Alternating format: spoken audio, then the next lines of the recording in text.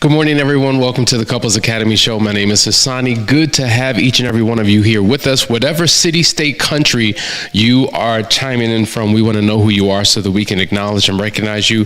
We have been impactful in working with couples on 6 of the continents around the world. Looking for an opportunity to get to Antarctica. I don't know if that's ever going to happen, but we're glad that you're here with us today. Make sure before we get started, you take an opportunity to like, share, and subscribe.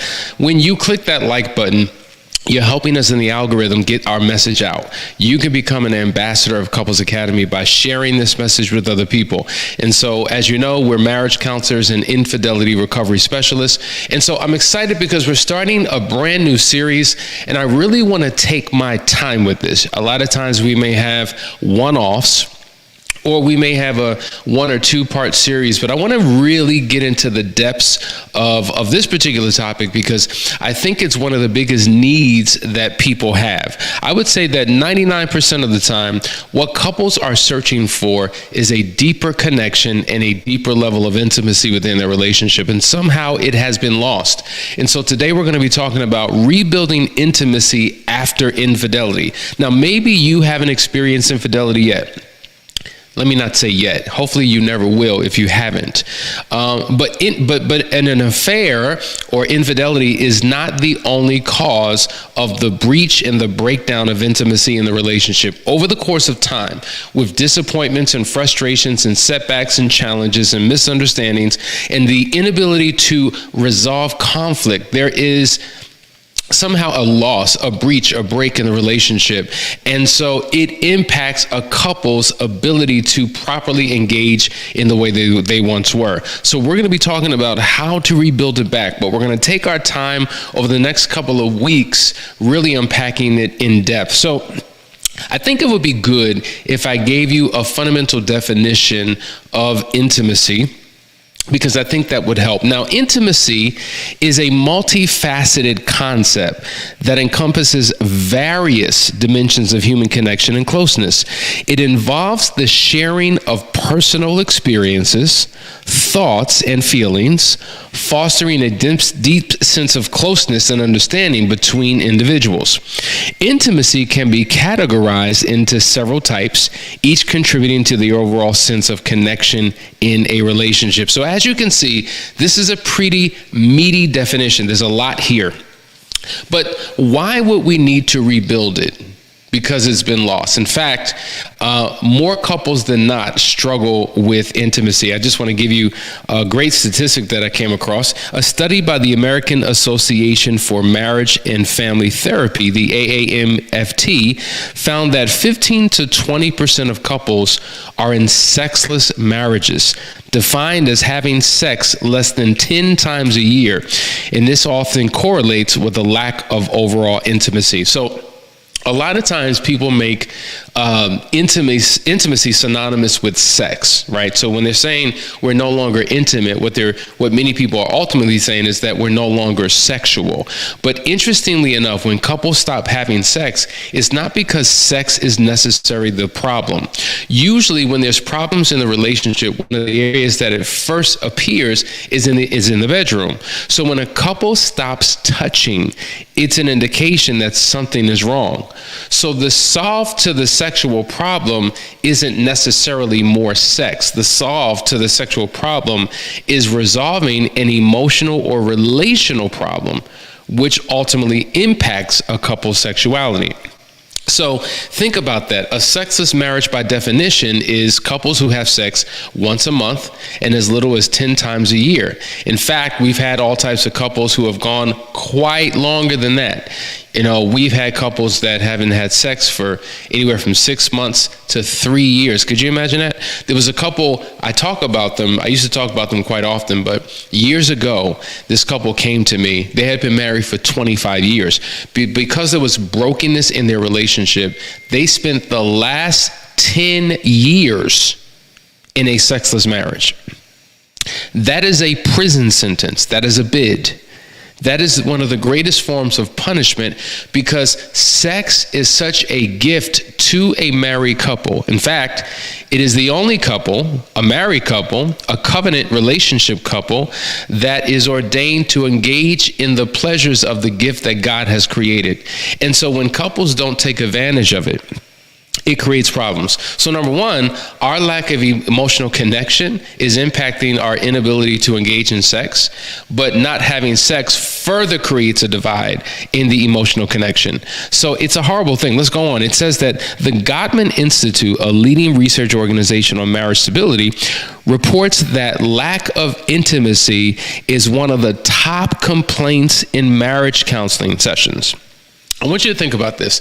The Gottman Institute, I don't know if you're familiar with them, but for those of you who have read a few books, you know that they're one of the authorities in the space of marriage. They have the ability of sitting down with couples and within moments can tell or predict what the future of that relationship will be. They can tell if a couple will stay together or if a couple will ultimately divorce just by looking at the nonverbal cues between the couple, the energy, the disposition, the posture, the way that they engage one another. Within 30 minutes, they could tell what path this couple is going to be on. And so what they've discovered, they have this concept called the 4 horsemen, which are 4 things that happen in a marriage that can actually destroy them. How intimacy is broken, and how that's the number one thing that most people complain about and are searching to get back in their relationship. Last thing, the American Psychological Association, the APA, notes that intimacy issues are among the most common reasons couples seek therapy. So let me just encourage you that you are not alone. You are not the only one who's going through this. Now, does that mean we should be happy because misery loves company? No. What that means is you're not crazy. What that means is you didn't necessarily marry the wrong person, and the solve is to find someone else. Because if you wind up with someone else, you may wind up in the same situation. This is a crisis that many couples face because we weren't taught in school what relationships were like. We weren't taught how to be in a successful marriage. Just as you weren't taught finances in school, you weren't taught the science and the art of relationships. And so many of us are learning through trial and error. Many of us have had no example or bad example. Many of us are seeing and gleaning what we're picking up along the way in society, which ultimately does not work. And so many of us are guilty of doing marriage wrong instead of knowing how to do it right. And so what we're going to do is talk about today the different types of intimacy. I think that we really unpack it, because as we go through these types, I want you to be aware of where there's a breach in your connection, because it's quite possible that you can be connected in one area and disconnected in another. But being disconnected in multiple areas causes an ultimate split and divide. So listen, we're going to get into the depths of this on the other side of this break. Stay tuned for a quick commercial. We'll be right back.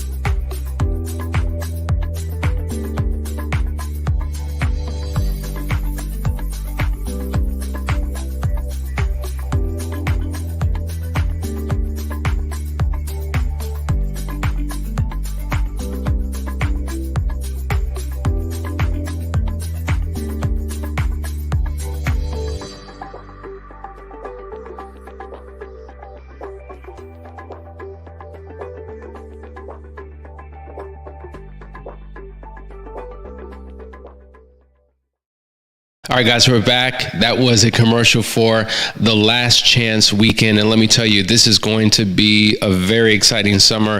We have our dates. And so if you are ready to register, look at these dates, June 7th through the 9th. That will be the Last Chance Weekend, which is always the second weekend of the month. Then July 12th through the 14th. And then August the 9th through the 11th. So make sure that you look at your schedules, figure out those calendars, schedule your intensive today. It is going to be an amazing summer for so many couples. I want to go to a quick comment before we dive in. I want to acknowledge Chess Queen. She says, why is this a thing to aim for? How about don't cheat? Sister, I agree with you 1,000%. And so our aim is to prevent, but many people find our channel because of what we specialize in. We specialize in affair recovery and divorce prevention. So unfortunately, many couples find us because it's already happened in their relationship. And so many people are quite shocked to believe that you can actually have a better marriage after the discovery of the affair if you go through a process. There are people who can actually have a healthier foundation because they realize that, wait a minute, there were things that we weren't aware of. There were things that we never discussed. There were expectations and assumptions. We came in with our own family marinade and family culture and our own way of doing things. And so we were off and there were some things that weren't working right. And it caused a rift in our relationship. And we wound up, doing things that sabotaged and compromised the integrity of our marriage. And we wound up in this situation. We love each other. We want it to work, but we just don't know how. Okay, there's a couple I'm doing a private marriage intensive with as we speak. And one of the challenges is he gets caught up in the fact that I don't know how. And because people don't know how, they assume that it can't be done. And so when you understand this concept of the training balance scale, right, without going into the depths of it, there's two sides of this scale. One side of the scale focuses on the how, the other side of the scale focuses on the why. And most people are caught up in how thinking. How am I going to do that? And what are the steps and what are the methods and they get so caught up in that they lose focus and wind up not doing the necessary work. So many people want more, but they just don't know how to get there. So we're talking about, if you've experienced brokenness and betrayal in your relationship, how do you get back on track? How do you get back to a place that you once were? Or maybe you've never been there and you want to take it to a place you've never been. That's why you're tuning in here. So let's dive in and let's get into what some of these, we're going to talk about the different types of intimacy. The first one, of course, is emotional intimacy. This is the one that many of us are familiar with. And just to give you some context for this, emotional intimacy is the closeness that is achieved, okay, through the sharing of feelings, thoughts, and personal experiences. When you begin to open up and share your heart with your partner, that is an indication that you're moving towards each other. That represents intimacy, okay? It involves being open and vulnerable and empathetic with each other. I think that's critically important because a lot of times couples are just so closed. They're so closed when it comes to their opinions, when it comes to their thoughts, when it comes to the things that they want to share. We do a better job of sharing with friends, with colleagues, with family members than our own spouse. You've entered into a covenant relationship with someone. You've made a vow before God and man that you would want to spend the rest of your life with a person, yet you're closed off. You live in a silo. There's a wall up. There's a hedge of protection around you. And so it becomes an impenetrable wall that keeps you from seeing into your spouse's life and them seeing into your life. And so this is why we need to get back on track, and we have to embrace vulnerability.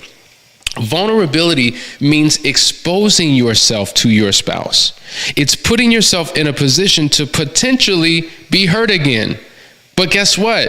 As weird as that sounds, there's no way to heal. There's no way to restore. There's no way to gain that level of closeness and intimacy without vulnerability. And so the opposite of vulnerability is what most couples do. What do? They engage in self-protection and self-preservation. And so because of their fear of it happening again, their fear of rejection, their fear that it won't work out, they become tight-lipped, they become closed, they begin to have internal conversations with themselves instead of their spouse. And so the intimacy that they both desire is never met because they're not willing to do the work. They're not willing to be vulnerable. Vulnerability means it may not work. See, because with relationships, there are no guarantees. There's a level of risk associated with anything. There's a risk of opening yourself up. There's a risk of being vulnerable, but there's also a risk of maintaining the same hardcore positioning that you've had for quite some time. That shell that you have, that hardened heart that you have. There's a risk that things will get progressively worse in your relationship. And if you're going to be together, why not make the best of it? If you're going to be together, why not give it your all? And giving your all means being emotionally open, opening your heart and your mind to your spouse. So vulnerability and being empathetic to your partner creates a deep bond of trust and understanding. That is emotional intimacy. So I want you to evaluate where you are in this space with your partner. Are you comfortable being open on a scale of 1 to 10? How would you rate your emotional intimacy? I want you to do this. If you're watching this with your spouse, have a quick conversation. Write your number down. If you're not watching it with your spouse, wherever you are, maybe you're driving, maybe you're in the kitchen, maybe you're at work, write that number down, because I want you to engage in a conversation with your spouse about where he or she may find the level of intimacy and what you need to do from an emotional perspective to increase that number to get upwards of a 10. Now, let's dive into the second type of intimacy. Of course, it's physical intimacy. Now, physical intimacy is often associated with sexual activity, right? Physical intimacy also includes non-sexual touch. And I think this is critically important because when you're dealing with the love languages, right? Physical touch is a love language, but it's non-sexual physical touch. And the problem is most couples only engage in physical intimacy inside the bedroom, which is a problem. The reason why there's a struggle in the bedroom is because we're not engaging in physical intimacy outside the bedroom. Some couples only touch when it's time to have sex. Some couples only touch when they want to have sex. And it makes a spouse feel taken advantage of. It makes a spouse feel used all the time, that you don't want me, you just want me for what you can get access to. And so sex can become stale. Sex can become, as we can say, transactional.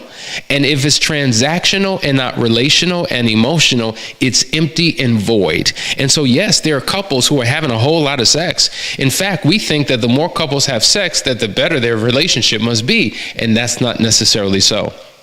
More sex isn't equated to better quality sex. And when I say better sex, I don't mean how you physically feel, the orgasm, the physical pleasure. Because if you just know, because sex is a skill, if you know what to do, you can create and stimulate and cause pleasure in your spouse's body. But if that's the only area they're connecting with you on, but there's a void and an emptiness because there's no emotional closeness or intimacy, it is a problem. So it is critically important that if you want to enhance your physical intimacy within the bedroom, you also have to spend time being physically intimate inside the bedroom. And that comes in the form of hugs and kisses and holding hands and just physical proximity. Sometimes your spouse's presence alone, their physical presence in your space, offers and provides an amount of comfort.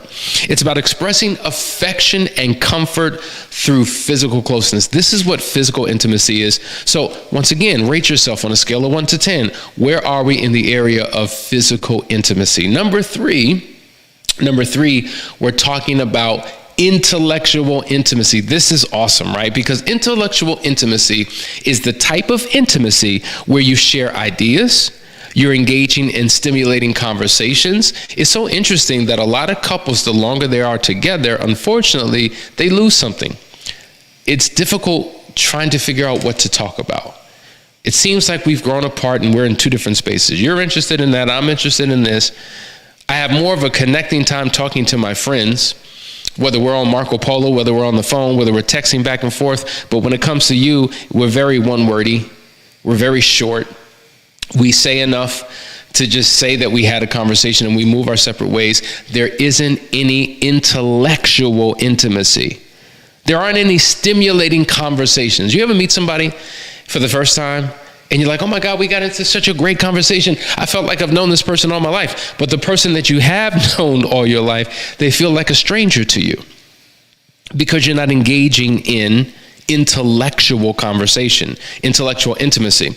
And so challenging each other's thinking, bringing topics to the table and talking through them is the ability to mentally connect. See, couples have no problem physically connecting, but do you mentally connect? Do you appreciate each other's intellectual capacity? One of the things that I love about Danielle is that we have great intellectual conversations, and I learn every time she opens up her mouth. Whether she learns something from me or not, who knows? But I learn from her because she's a reader. She's a researcher. She looks to the depths of things. She looks between the lines. Like, I love the way she thinks. When I was in college, one of our professors, my favorite professor, taught me how to think, to be a critical thinker, to be a strategic thinker.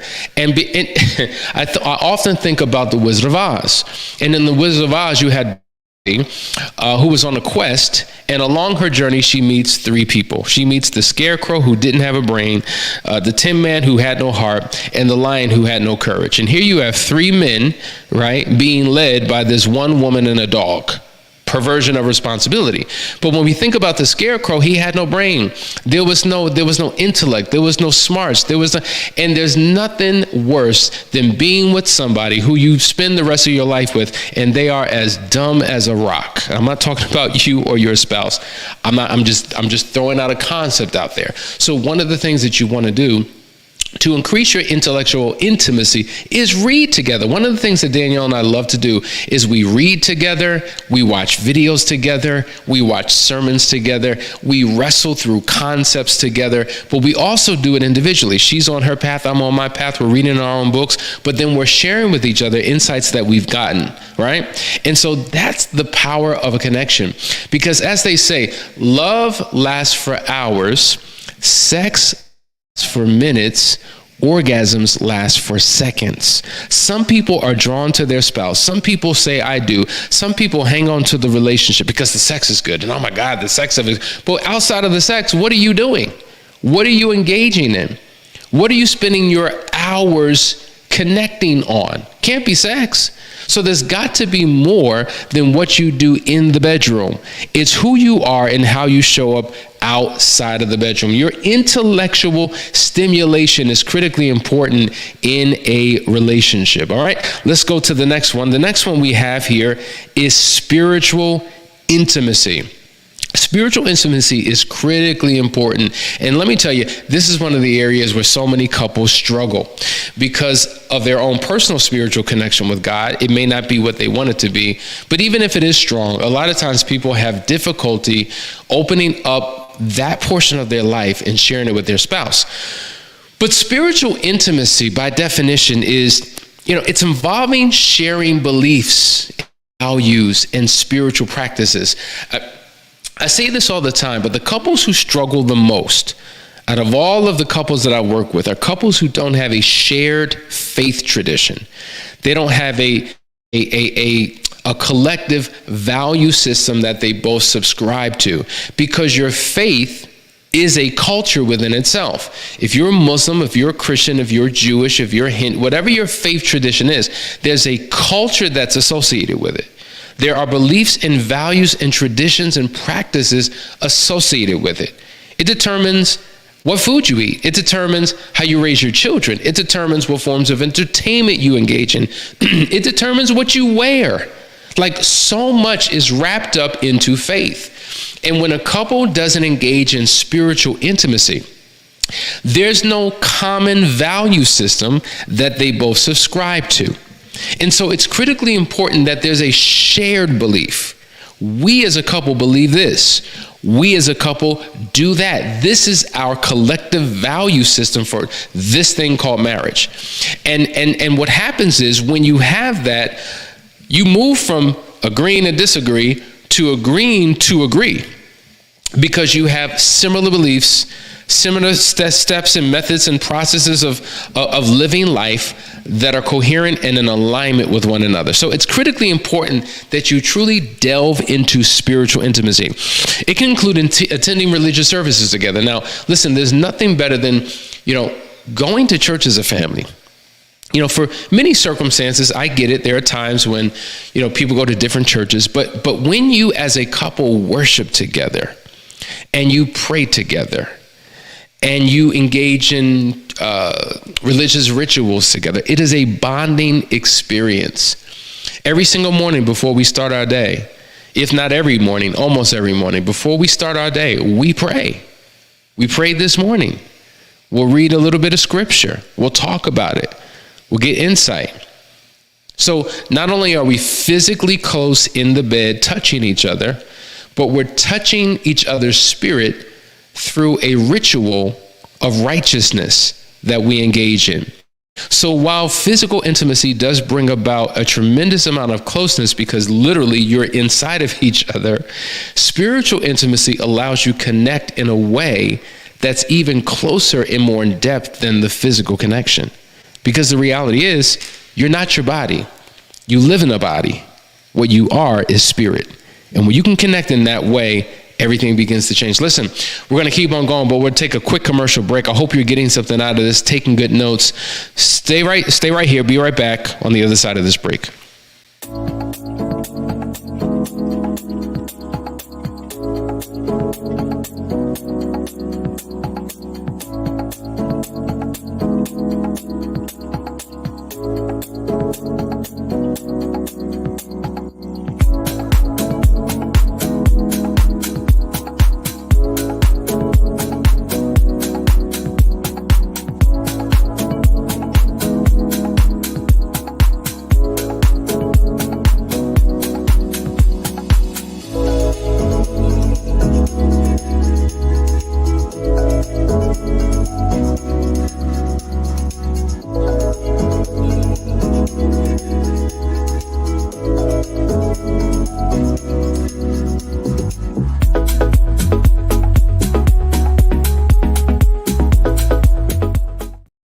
All right, guys, we're back. You're in the Couples Academy show. We're talking about rebuilding intimacy after an affair, after infidelity, and we're going through the different types of intimacy. I want to go to the next one. It is recreational intimacy. Now, this is one of my favorites.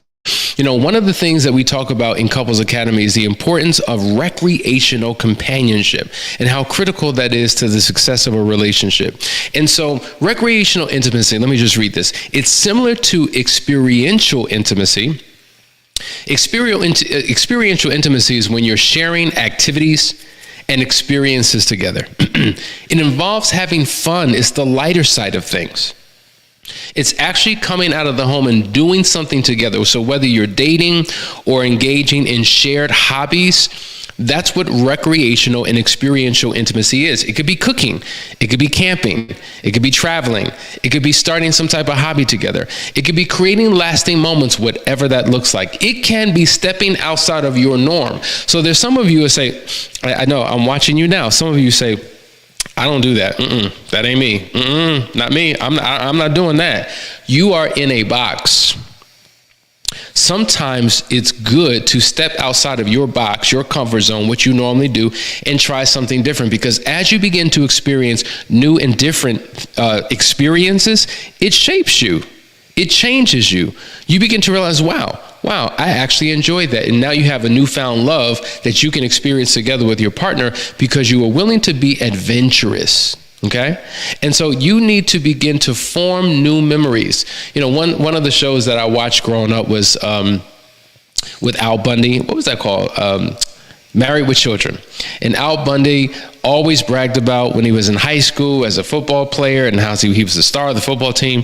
And he always lived in his past. He lived in his history because he wasn't fulfilling purpose. He wasn't fulfilling any dreams as an adult. So he was vicariously living through his own past. And I think that as couples, this is the same thing that occurs. When we first got together or prior to even getting married, we had great memories, great experiences. We traveled, we were connected, we had fun, we laughed.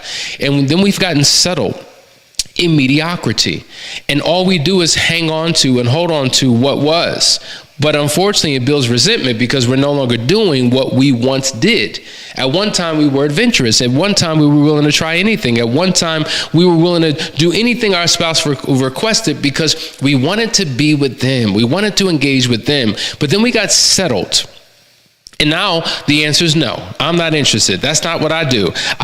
You can go ahead and with your friends and if that's what you want to do, but I'm not doing that. And so we've stifled ourselves. And what you need to engage in is experiential and recreational intimacy in your relationship to begin to shift some things.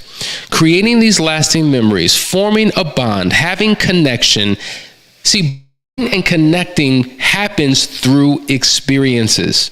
See, when you go through a journey together, it bonds you. It builds something in you. And these are the things that we ask you to do. So if you really want to go deeper in your relationship, you got to engage, once again, in recreational intimacy. Let's go to the next. I got two more. Creative intimacy. Creative intimacy. Now, what is this? Creative intimacy involves collaboration on creative projects and appreciating art and culture together. So one of the things that I love to do, I love going to museums. We like going to art galleries. We love culture. When we travel, the reason why we love to travel is because we want to see architecture. We want to try new foods. We want to experience new languages. We want to learn about the culture of the people. And so you don't have to travel overseas to do that. You have cultural experiences in your own backyard. And so engaging in creative types of intimacy are awesome as a couple. Maybe there's a project, a pet project that you two can engage in. Maybe there's a business that you're forming.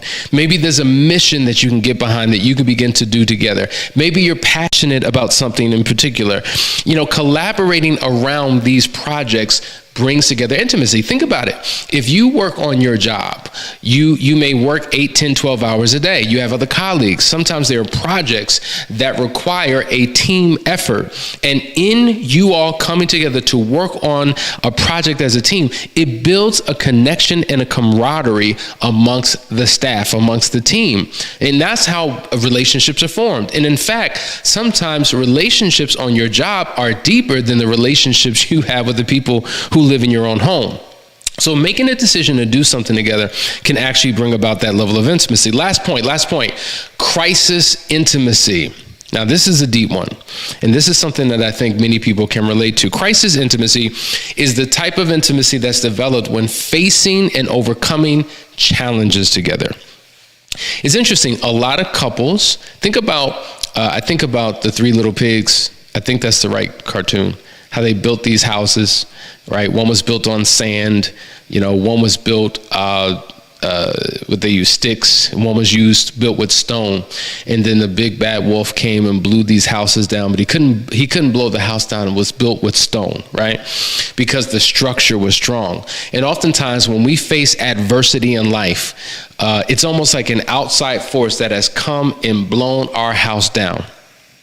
And so many couples have been crippled because of outside forces and situations beyond their control. So when there's a loss of job, it can cripple the family. When something happens in the economy, it can cripple the family. When sickness hits a family member, it can cripple that family. So many things can do that. But unfortunately, they didn't do the necessary work to withstand the attack or to withstand the pressure. See, it's not a matter of if it's going to happen. It's a matter of when it's going to happen. There's always going to be something that will come and hit you, but will you be prepared for it? How will you show up? How will you deal with the pressure? And so couples who engage in this type of intimacy, they handle these and overcome these challenges together. And it involves supporting each other during difficult times, encouraging each other, being there for each other, even when you don't have a word to speak. Your physical presence speaks on your behalf. And so you strengthen your bond and your connection when you go through situations together. Man, the things that Danielle and I have been through, I could share stories. And in those moments of fear, in those moments of danger, it brought us closer together. And when we came out on the other side of that, there was a bond and a connection that we didn't have like we did prior to. So listen, guys, these are the different types of intimacy that we're going to be talking about as we go through these next couple of shows and how to rebuild in all of these areas. So I want you to assess these intimacies, and I want you to rate them on a scale of 1 to 10 to figure out what work you need to do to get to a better place. Listen, you've been watching the Couples Academy show. Hope you got something out of today's conversation. See you tomorrow for part 2. Take care.